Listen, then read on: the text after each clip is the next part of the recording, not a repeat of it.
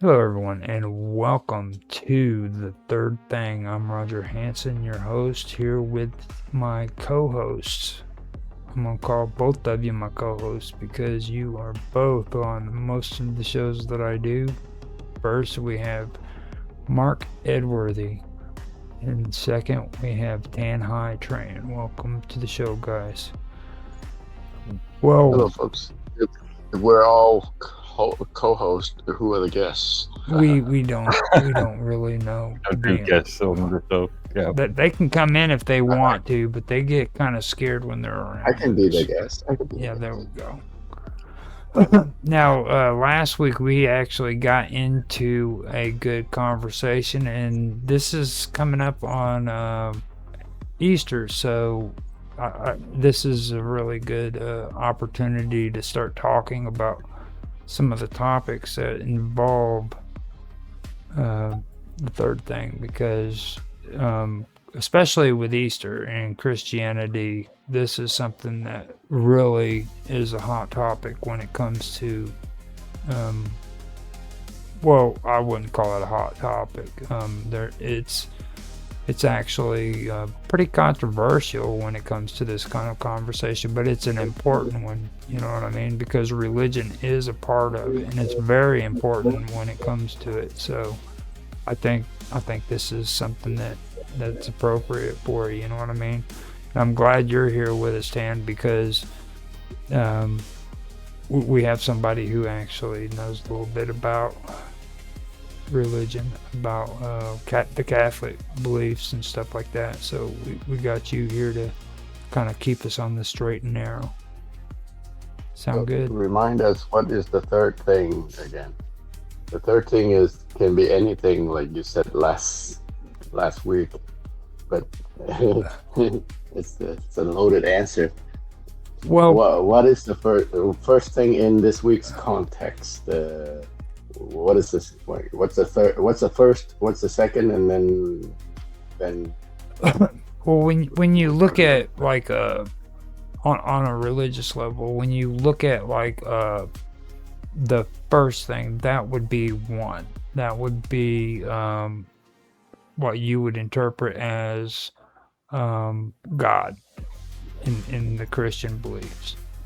Then the thing about like duality, that would be the second thing. Then there's the third element, which is the emergence of something new, which creates the third element. You know what I mean? Okay. So that or the third. Actually, I'm going to change that. I'm going to actually change that. Considering of Easter, considering that's coming up to Easter, the life, death, and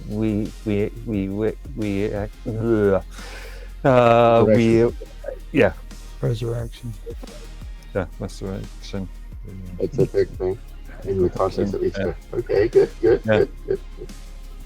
Yeah, triality is basically what the third thing is when it comes to it. It's you have the third element and then triality. It goes from duality to triality.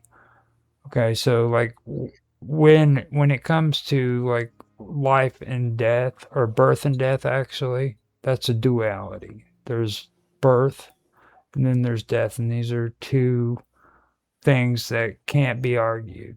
You know what I mean? And they don't conflict with one another. They actually are just things that are actually that they go with.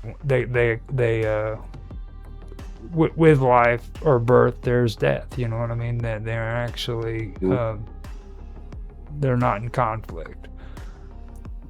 Sorry, I was just thinking of the old joke: birth, death, and taxes. Well, taxes is in between, so you know what I mean. Like, and there's a lot of three things you can't get away from, right? Right. but now, the third element is something that emerges out of duality, and creates triality, basically. And that's where that would apply here when it comes to the third thing. And it also applies in not just religion, but you can find it in philosophy. You can also find it in science.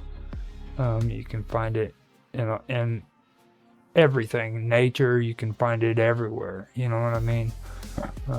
So that's basically what it's basically about. Also in Oriental Taoist philosophy, the third thing is so the first thing is heaven, the second thing is earth, and the third thing is man. You know about that? Well, from what it depends on what you go according to on that, because I've been listening to some of the stuff that Otto and his friends talk about too, and they would tell you that too. But I've also been doing research on this when it comes, especially the Buddhists, and a lot of people in Buddhism don't take into consideration the Axis Mundi. Okay, they actually believe in the what is the, I keep saying this wrong way, but it's the Buddha tree. Okay, and the Bodhi tree. The Bodhi tree. Yeah. Yeah. Now the Bodhi tree is actually the Axis Mundi according to their belief. Okay, and that would be the equivalence of Jesus dying on the cross for Christianity, because according to that belief, all sin from the present, the future, and the past go into him at that moment in history, time and space. Okay, with him, because that's the reason why he went onto the cross. You know what I mean? So. No, I'm not talking about Buddhist, though. I'm talking about the Taoist tradition. Well, the Taoist, right, that's... the Taoist tradition where they have the yin. It's from the I Ching, right? Where the two elements are the yin and the yang, and then the third one is the qi. Yeah, exactly. Right. Yeah. Right. That would be the triality. That would be the duality turned into triality. And you can find it, and let me also make it clear, you can find this in pretty much every single religion. I think the only ones that try to go against all this is the duality people, the ones who don't believe in duality whatsoever. They want to just kind of like say that life isn't about duality or triality. It's just live your life and don't think about those things, you know? Well, the Oriental they have this thing called the Grand Oriental Triad, which is what I just said. The triad of the three things that are similar to what we're talking about. The third thing, the first being heaven, the second being earth, and the third is mankind. Humanity is the third element in their triad. That would be good for that one too, but it's not just there though. Like this, right? You know what I mean? No, it's everywhere. It's Catholic morality also has like faith, hope, and charity. Faith, hope, and love. Right? Mm-hmm. That's exactly. It's universal. The number 3. That's like you were talking about last week. Right. The number 3 is symbolic everywhere.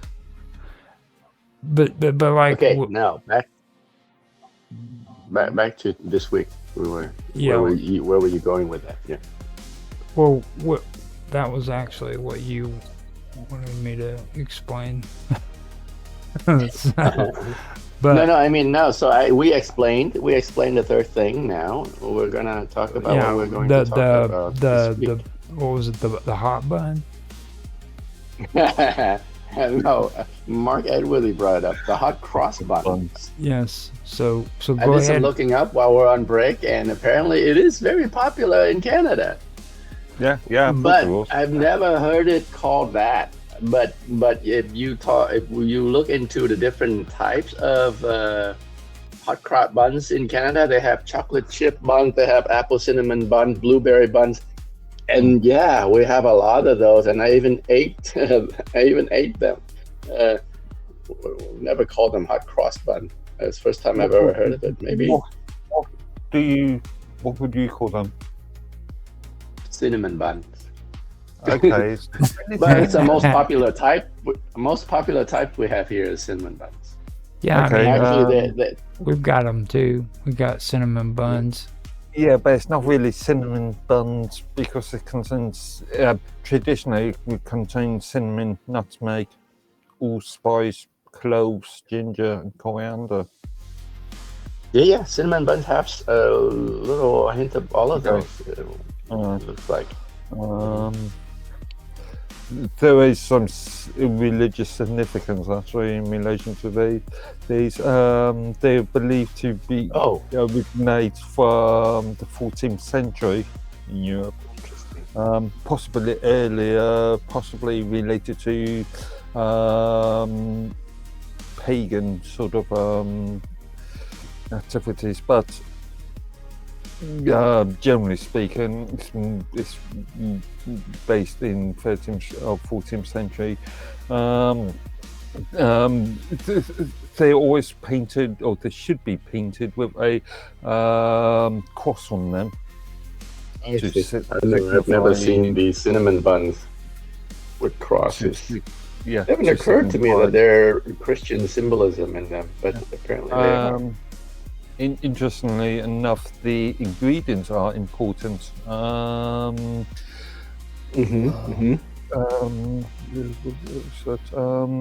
Whereas the spice, the cross obviously represents the cross, the crucifixion. The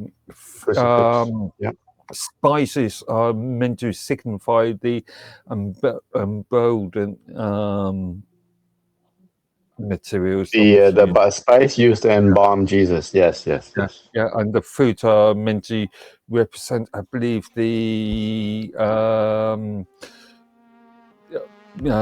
gifts that the 3 wise men gave. The dried fruits are symbolism of the wounds. The dried fruits that are appearing on the buns. They look like lesions on the body of Christ. They look like the flesh wounds of Christ. Right. Now, I just learned this now. I have never. This is something new. I just learned. Okay, so very traditional, especially in the UK, but in Northern Europe, very traditional.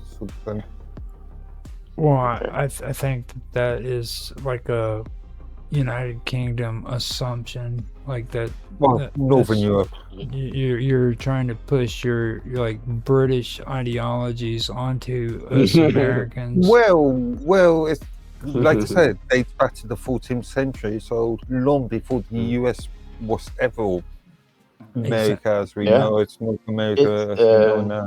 I'm doing a switch up on you because you're always talking It's a British thing for sure, but because Canada is, has deep British roots, there's apparently a tradition going on that I don't know about.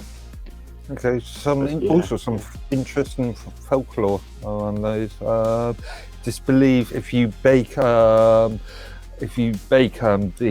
buns on Good Friday, they won't go mouldy for an entire year. Oh, really? They are also believed to have medical properties. Medical.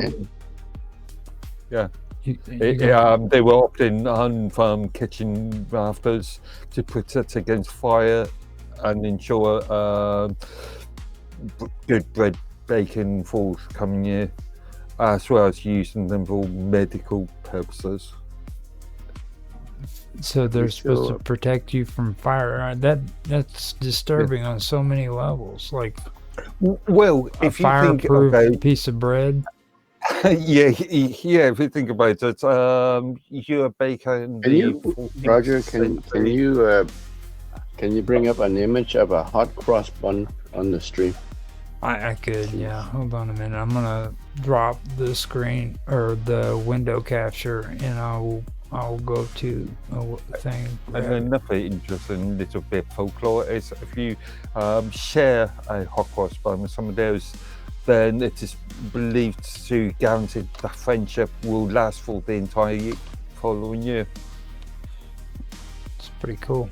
It's like superstitions creep into Christianity. Well, yeah. The one thing that reminds me of, I forgot what it was, but I was having a conversation with somebody else too, and there is another tradition where you're supposed to eat something, a donut. Actually, it was a tradition, and it was just recently too here where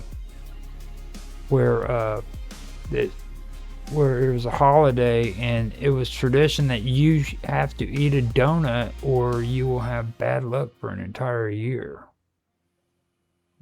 When do you eat it? That's what I can pull that up here in a little bit. I'm still more Polish. Yeah, it was right around there. I believe that was a Polish one. Why a donut though? Donut. I can't remember the actual origin, but they originate from Eastern Europe. See, that's kind of cool, actually. So, you want me to screen share it onto the stream so that or do you guys want to see it? Yeah. No, share it on the stream so the viewers know what we're talking about. Okay. I don't know if any Canadians out there watching, maybe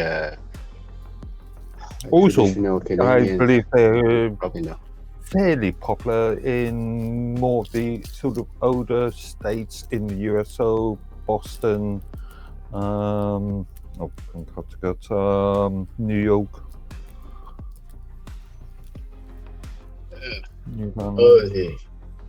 Oh, I see. Yeah. The cross is just like some sugar toppings. Technically, it shouldn't be sugar. It should be just a extra bit of dough paste. The sugar idea is like, relatively new. Obviously, back in the 14th century, sugar would have been so expensive anyway. Now, back then, what I found out was instead of using imported sugar, they would go to use what do they call those? It's the red. Oh my God, I cannot believe them. It's actually like a fruit. It's a red fruit that they have in Europe. I forgot the damn name. Plums? Raspberries, strawberries, plums. Well, plums is... Yeah, that's an exotic thing too. The term raspberry? Yeah. So, I forgot the name of the... I actually have an episode on an auto show where it shows the photo of it. It might actually be in my pictures album on there for the fruit that I was talking about. I can go through there and see if I can find it. Here it is. Yeah. Did you show the image? Yeah, I can do that. Yes. It looks familiar now that we are seeing the image. But we don't call them hot cross buns. No, we don't call them cinnamon buns, because cinnamon buns you can get all the way year round. Yeah, we call them by the type they are. So like cinnamon buns or toffee caramel buns, blueberry buns.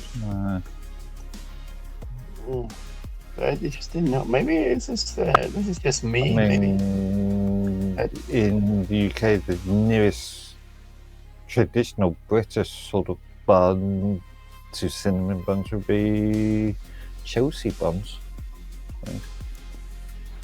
what bun? Chelsea bun? Yeah. Which is What is another, in it? it's another sweet bread, not sweet bread, yeah. but with, again, not with any spices in them, just mainly just fruit. Now, What kind of fruit? Currants, raisins, I think. Currants. Raisins? Okay. Yeah. now, I can show you the. Actually, let me cancel that out. I can actually I'm wondering if I can upload a video or a photo so you guys can see. For some reason, you've got a picture of tartar, beef tartar on. Yeah, that's what it is. It's on the stream. That right there is what they. It's that chocolate. What Roger was showing is the chocolate. Oh, okay. No. Yeah, on the stream. On the stream, I made a post and showed the thing that I was talking about. Beef tartar, which is raw beef. Mm-hmm. And that is what they do in Poland. You're right. They have to eat that, and I believe that it was on Ash. Actually, I think that's more French. Ash Wednesday? Ash Wednesday, yes. That's the beginning of that. Yeah. I thought that was more of a French thing. Well, they actually do it now it was Poland, and then it was also in France and Italy. Now in Italy, they are more into the meat thing. So it has to be meat. Bun? Yeah, they and it has to be the shape of a donut too. It has to be a meat. It should be war beef, war minced beef or ground beef, topped with a raw egg. And if they do not like if they do not eat that, doesn't they will look like there's any meat in it. Well, yeah, it's totally raw beef. That's what that is. Really? That's not a donut. Beef, yeah. That is not a donut. That is not. It's raw beef. Yes, that's what tripped me out when I seen that. Like when I first saw that photo, it just like at first I thought it was a donut with like icing or something on it. But then it's raw beef with a raw egg on it. I haven't had it in a raw beef with a raw egg.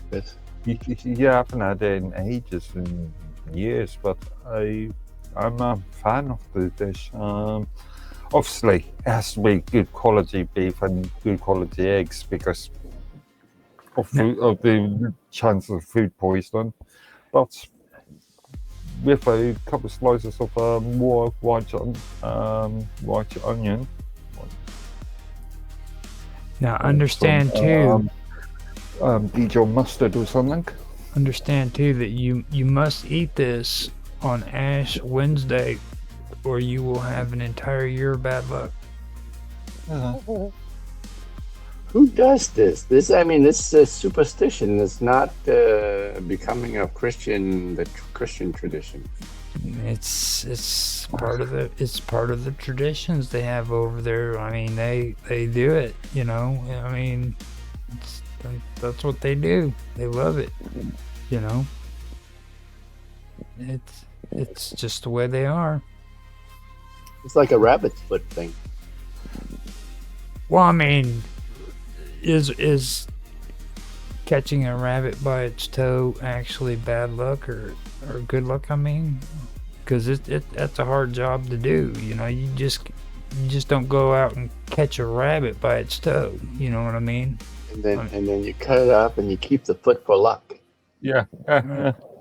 You know, so I mean that's actually a pretty legitimate thing, man. Because not everybody's going to be able to go and catch a freaking rabbit, right? Yeah, but you can buy key rings with rabbit's feet on them. I'm not Yeah, talking about now. I mean, it's like Gift back. shop. I've You, been in a gift shop. you got to remember how long that has been around. You know what I mean? That folklore. So I took that down since we are talking about the cross. What was it again? The cinnamon roll. The cross bun. It's like a cross on top. Yeah. I mean, I've seen it. That's I've new seen to it me. a lot at the malls, the food court, but it's never occurred to me that it's a cross. Now they sell it every day, not just like around Easter season. Now, is there any kind of bad luck involved with that, where if you don't eat it, you? Nah, not that I'm aware of. Well, Because they usually do have something like that pops up. Not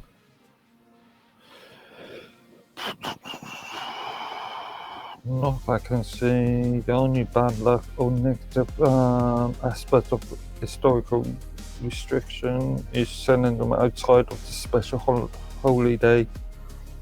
Really? Also, I think they could have been made illegal during the 5-year Cornwall reign. Yeah, I could see that happening. Right. Yeah. Have to crack down on the Catholics back then because they were getting out of hand. Cromwell had to take care of business. Hello, B. Welcome back to the show. We're doing the third thing now, so he was able to come in. I don't know if he can hear us or not. Yeah, I can hear you. Okay, good. We can hear you too, so welcome back, bud. Yeah. Nobody still has been able to tell me if there's anything that we have 3 of that we're born with. With kidneys, two lungs. We have. I see. You know what I mean? Do we have 3 of anything? I think. There. So we have the ear, the nose, and the mouth. That's the 3 essential part of us. 3 senses. So we can hear, smell. Yeah. Well, actually, that's actually 5 senses. You got 5 smell. senses. Yeah. You got taste. You got sight. Yeah, but the thing is, the ears, mouth, and nose, they're connected together. 6 senses, right? Skin, Touch. feel, That's touch. physically, touch. Yeah. Mm-hmm. So, All right, I will answer the riddle for you guys. Oh no. Okay, go. We are born with 3 brains. What? Your reptilian, your mammalian, and your neocortex. They're all separate brains. And we're Billion brains, huh? reptilian, mammalian, and neocortex. Okay. I'm not sure if we could call them separate brains. Oh yeah, they evolved separately. They're named after the things that they evolved from. The reptilian cortex, right? Then you have the mammalian cortex, and the neocortex is exclusive to man. You can essentially peel off each layer, and you can still function. You can get down to your reptilian brain and still function. No, that's actually a good topic right there because I've been discussing a lot when it comes to the thalamus and the cerebellum and everything, but just below that, what is that? The ganglia, I believe, is what it was. Wasn't it the ganglia? Sure, I guess. I don't know. I can pull it up here before long, but because I want to make sure I do this right. The ganglia, center of the brain. Are they actually three brains or just three part of the same brain? Yeah, that's what I think. Yeah. Yeah. Both. Absolutely, both. Yeah, the basal ganglia. Can't be both. Are they independent or are they part of one? They're nuclei. Well, literally, one part of the brain controls your nervous system. Another part of the brain controls your fight or flight. I mean, it just depends on what level of existence you're thinking about. For us to have this conversation, you have to have a neocortex. Mm-hmm. If you just want to eat and poop, well, all you need is your reptilian brain. So it's just however you want to look at it. That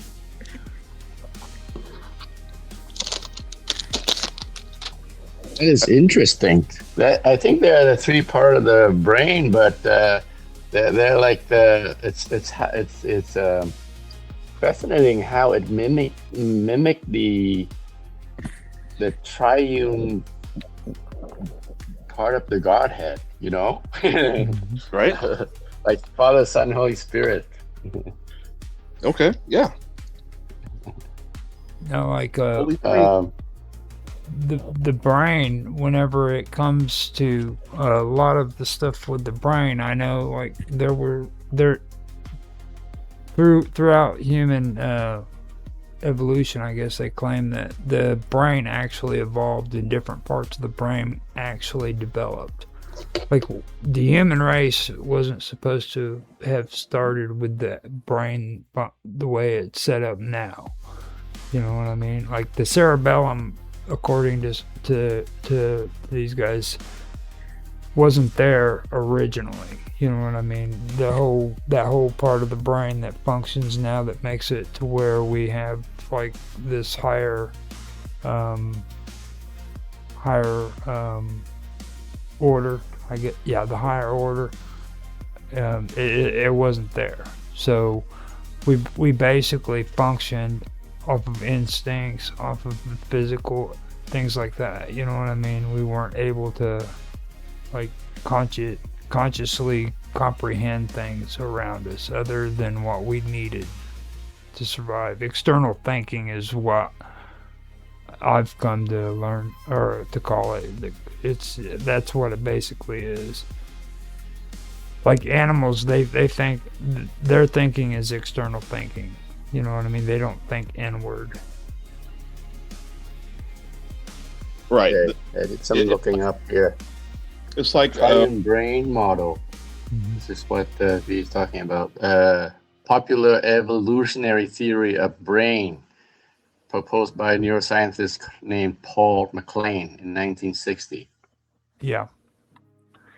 The reptilian brain is the basal ganglia. The paleo mammalian brain is the limbic system, and the neocortex is the neo-mammalian brain. Now, a lot of people have given him a lot of criticism, but I'm going to tell you right now, his theory is very, very interesting. It really is. It really makes you stop and think. I mean, it really does. It does. It already made me stop and think how this relates to the Trinity. Interesting. So there are three parts of the one brain. They're not three separate. I mean, if you sever them, they cannot function independently, right? Just again. Most of your body functions right now, it's unconscious. It happens automatic, right? that's where the reptilian and the mammalian brain kind of steps in. Your neocortex kind of handles more thought and self-reflection and things of that nature. Math, science, dreams, creativity, art, music. So I have a friend. I have a friend who's half his brain's collapsed in. He's done like ayahuasca 3,000 times, and like he's gone. But you wouldn't know until you've had a long conversation with him that he's not there. But he's functional. So I think this was actually, there was some experiments in Europe in the 19th century that relates to this. Lobotomies style experiments. Possibly this could actually be related to early 20th century experiments in relation to ECGs or electro. Yeah. Why is it called reptilian brain? Why is it called reptilian? We evolved from reptiles. It's the first set of life that came first. And then that's what you think. Well, that's what I think. Well, it's a theory, though. It's a theory, right? It's a theory. Well, I mean, unless you believe in a magical fairy that snapped his fingers and everything was. Well, I mean, this is just as good. Well, I mean, but how's it just good? You go through your life. You go through your life. You have to do things. You have to progress. You have to make sure that you eat. You have to make sure you have shelter.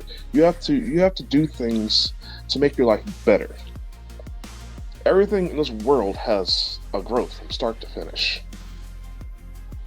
So, I mean, I think, so above, so below, as they say. Now, I'm not saying there isn't some ultimate thing, but as far as we're concerned down here, what we're tangible, what we can understand, life is all around us, and we see it. It happens. Yeah. Things change. In the end, it's still a theory, though. I mean, you observe everything that goes on around the world, and then then you come up with a theory to describe it. Okay, human consciousness is a theory. Does it not exist?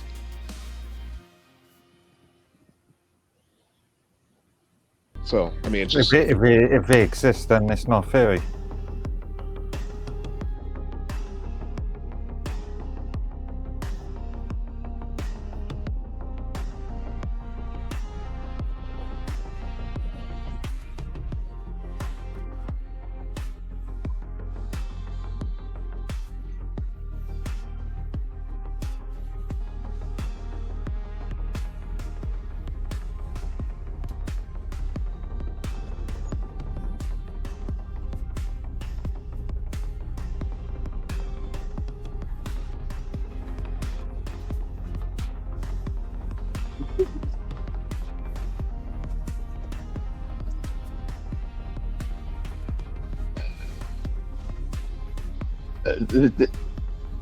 So this will prove whether we're a reptile or not, or what's the point of the experiment?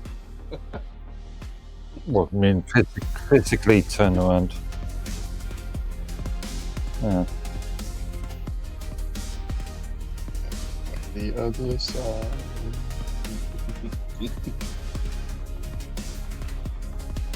I've done it. Yeah. I did it. Just did it.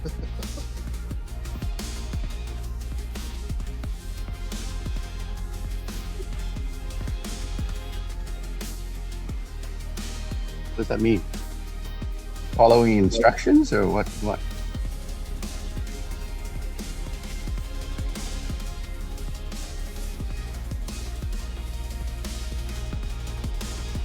Oh, I mean, you're just thinking about it. I think, therefore I am.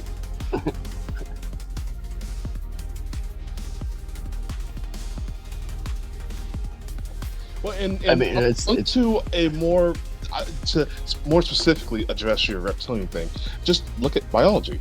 Go look at the evolutionary chart. You see the reptilian brain, the mammalian brain. You can compare it to our own. We have both brains plus a neocortex. Yeah, but even if we are 99% similar, it doesn't mean we descend from another. But I mean,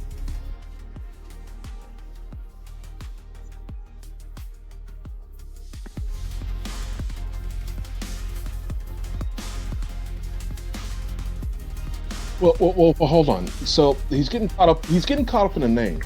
So I have a Lenovo laptop right next to a Hewlett Packard laptop. Both form the same functions. Both have pretty much all the same specs. Okay. One is called a different name. However, they're both the same. They manufacture different components. Well, boards and parts have been switched out, but they work the same. They are the same, essentially. Wait. Just because functionally they are equivalent doesn't mean they're the same. If they look the same, they operate the same. Different chipsets, different. How they work could be very different from each other. Yeah. Well, in the end, they give you the same result, but the internal working of it, you can't say that they're the same. Different chip manufacturer. But I can. So the reptilian brain is responsible for fight or flight, right? This is what we're also capable. Okay. And that is I mean, you can survival instincts. Yeah. You can make this if you're going to use the laptop thing as an example. Then I could say that 40 to 60% of our genes are the same as bananas. That doesn't make us a banana.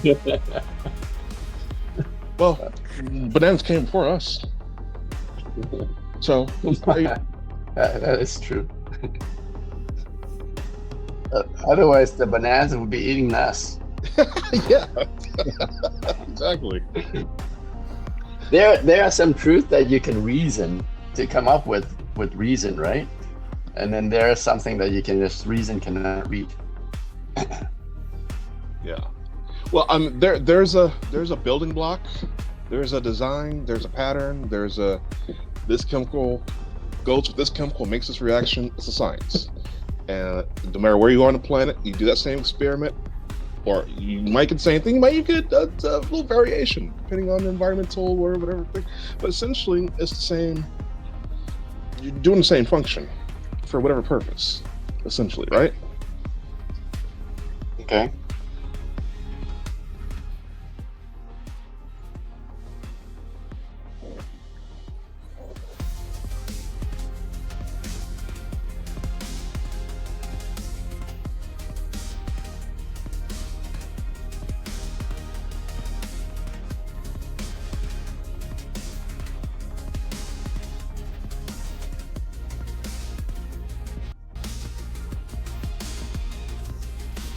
It's receiving messages from the heart. I was throwing a monkey wrench into you, man. I could say aliens.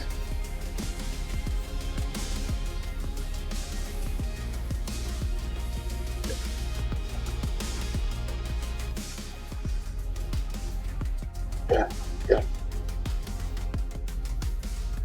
I'm half joking with the heart thing because the heart is the thing that's supplying blood to the brain in order for it to function. So but without the brain, the heart wouldn't function.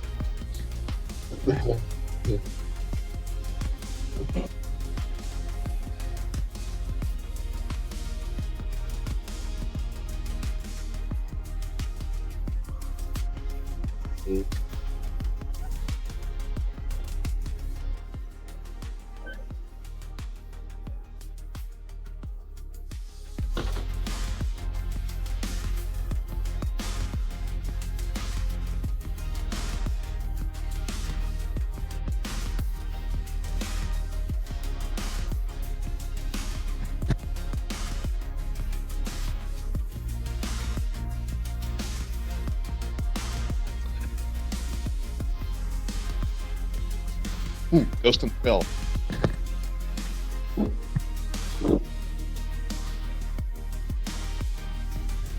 It's like a ghost in the shell.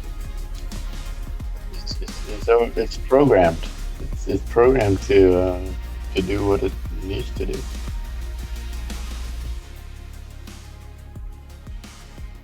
What do you mean? What? So okay. So you don't know what your brain's doing. That is saying that there's something about you outside of your brain. Where is that coming from?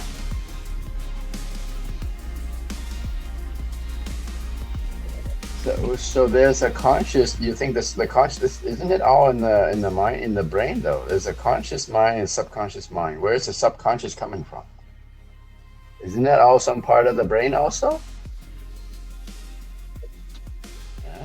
Yeah.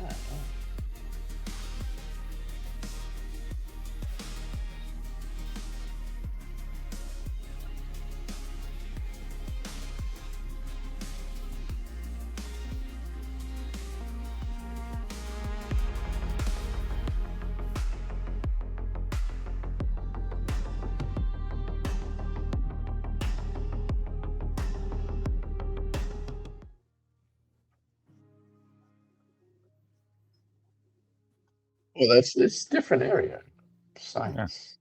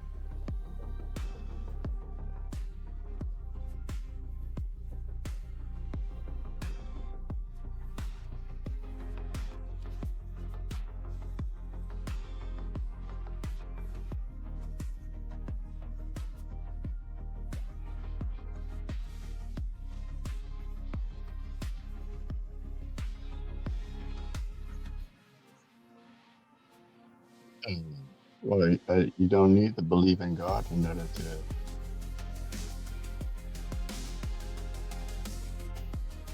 No, I mean, you don't need to just to study. Well, what happens after? Are you talking about what happens to the soul of the person? You're saying that science will someday be able to prove what happens to the soul after death? Will it be able to prove the existence of a soul?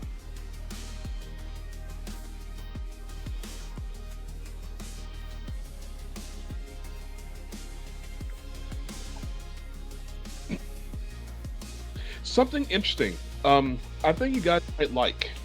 I don't know if anybody here is a fan of Mark Wahlberg. You know, Marky Mark. Oh, yeah. But he's a Catholic. Yes, he is, and he does this movie. It's about reincarnation. It's called Infinite. Oh, I haven't seen that. Awesome movie. It's about some people who are essentially immortal. They die, they're reincarnated with, and they develop their memories from their past life, through their childhoods, and then they're essentially immortal. However, someone found a way to end the cycle. I don't want to give away too much, but it's really cool, just in concept. So, anyways, I just want to add There's that a in there. big mountain in the In the half. not the old joke for death. Well, back to Roger's point about consciousness and subconsciousness being what is where is the subconsciousness coming from, right? And I think it ties to your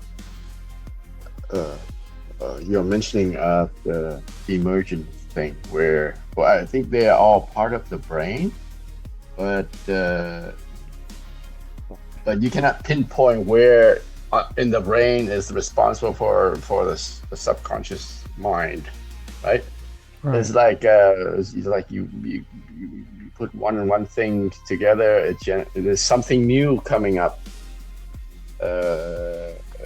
So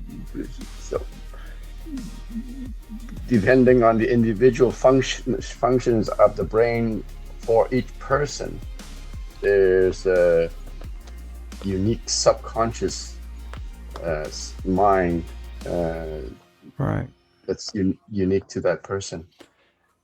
And there's just too many things that correlates with not only our mind and our body, but also like when you take and you relate the functions that go on within the human brain, and when you relate that to the outside world, it kind of opens up a lot of things like birds. Okay, birds navigate from north to south, south to north, because they use long-term navigation through electromagnetics. Okay, that's how they literally navigate when they migrate north and south. Okay, this is a natural ability that they have. All right. Now this actually goes according to freaking the same frequencies that we use in our brains. They correlate. Okay, you have the alpha. What is it? The freaking I usually have them down in front of me and stuff. But you have gamma. You have all of this stuff, and if you do research on it, you'll find out that this stuff actually correlates with a lot of stuff that's going on in nature around us. So that brings it into question about consciousness. Is consciousness actually localized, or is it something that comes into us from an outside force? You know what I mean? Because you can look at people who've done research with plants. You'll find out that vines actually communicate with one another over long distances. And plants actually do communicate with one another. They actually do know that. You know. So the consciousness refers to thoughts, memories, feelings, sensations, and stuff like that, right? And aren't those regulated by the cerebral cortex and the thalamus? Well, that's the whole thing.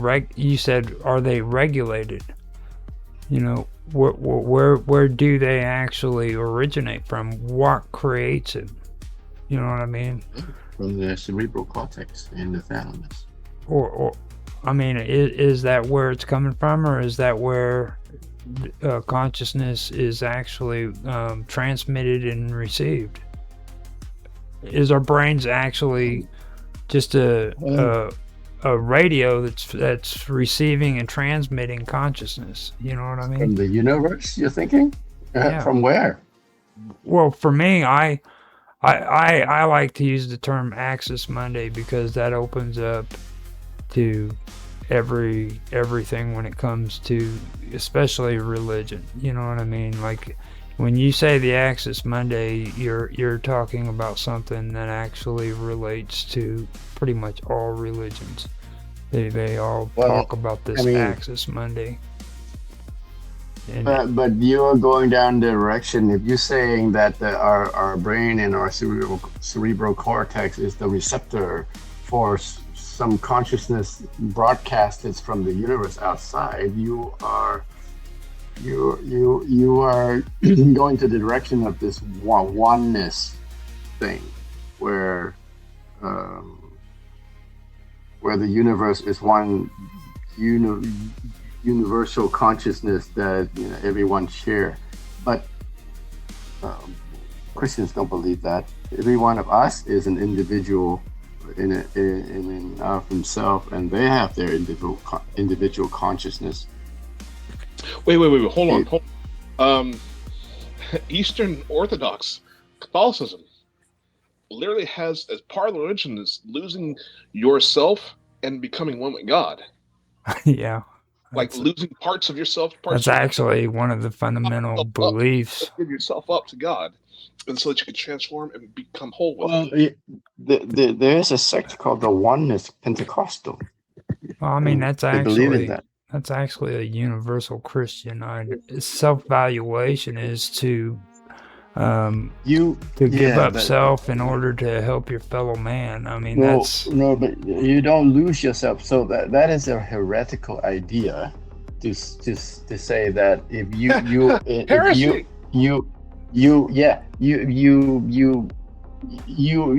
become you're in, when you're in perfect communion with God, you don't lose yourself. Right? So the perfect union is man united with God, but and you don't lose your individuality. How do you do that? When you first off, how do you do that? Can we just acknowledge you find out when you're in heaven? No. Can we acknowledge that for the first time ever, I've heard somebody call somebody else a heretic outside of Warhammer 40K? Well, how do you do that? When it comes to that, I know that what I've learned is that in order for you to be of service to God and your fellow man, you have to give yourself to service. Okay, that means whenever you do something for another person, you're doing that, taking yourself out of the situation and doing a good thing for another human being so that you can be with God. You can that's really where it all comes from, because the human being is naturally a selfish creature. You will always think of yourself first because you are born selfish. But that's the paradox, though, right, Roger? Right. But you lose yourself in order to find yourself. Right. You don't lose yourself in order to be saturated into this oneness that is God. Right? You are still yourself. You'll be more of yourself when you give up. That is the spark.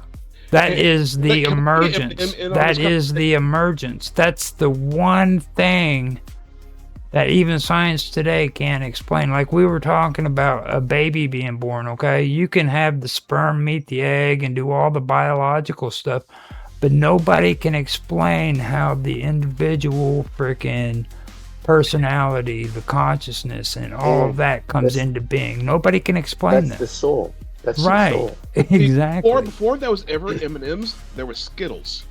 Roger Skittles Hansen. And he's the one who said, "You better lose yourself in the moment you own it." Wait a minute, that's Eminem. Yeah. I see. Good one. That's good.